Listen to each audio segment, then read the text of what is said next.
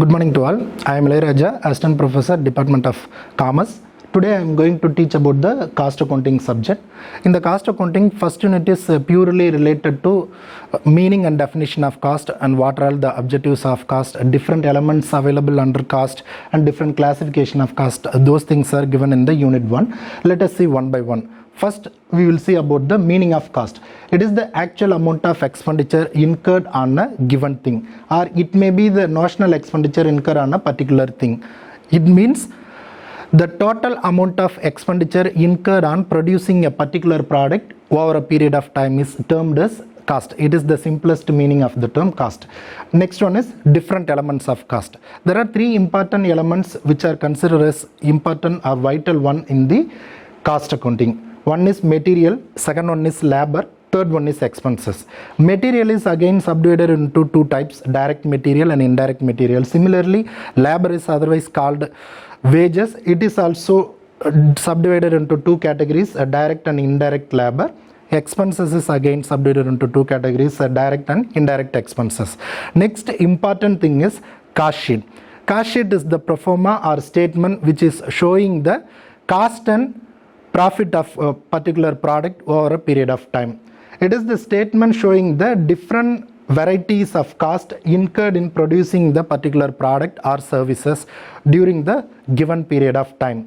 It is also helpful to find out the individual value of each and every expenses incurred or presented in the cost sheet.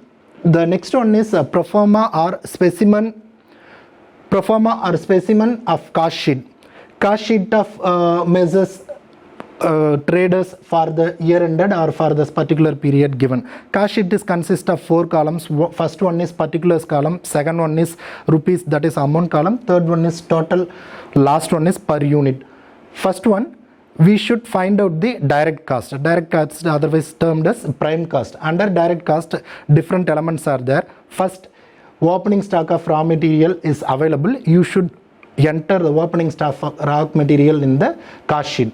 Adding of purchase of raw material plus carriage inwards.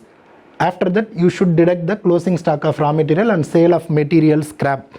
After that, you should add direct labor or direct expenses if it is available in the question. After that, you should add direct expenses. Finally, you will get the prime cost, or it is otherwise called as direct cost. This is the first stage in the preparation of cost sheet, that is statement of cost and profit. Followed by the second stage is factory overheads. Different types of expenses or expenditure incur in the factory or manufacturing unit. It is termed as factory overheads. Under factory overheads, the different expenses are there, water, crude oil, different expenses are factory depreciation, everything comes under the factory overheads. After adding of total factory overheads with the prime cost, you should get the gross factory cost. If suppose opening stock of work in progress and closing stock of work in progress is given in the problem or it is available, you should add the opening stock of work in progress with the gross factory cost. After that, you should deduct the closing stock of work in progress. Finally, you will get the net factory cost. That net factory cost is termed as manufacturing cost or net works cost. After that, you should add office and administration expenses or overheads. Different expenses like office rent, office expenses, preliminary expenses, depreciation of office vehicles, some other postal charges, telephone charges are available in the office and administration expenses. Those expenses are adding with the net factory cost or work cost. You should find out the cost of production. This cost of production is very, very important in production process of a company. If suppose opening stock of finished goods and closing stock of finished goods related information given in the question paper or it is available, you should add the opening stock of finished goods with the cost of production of a product.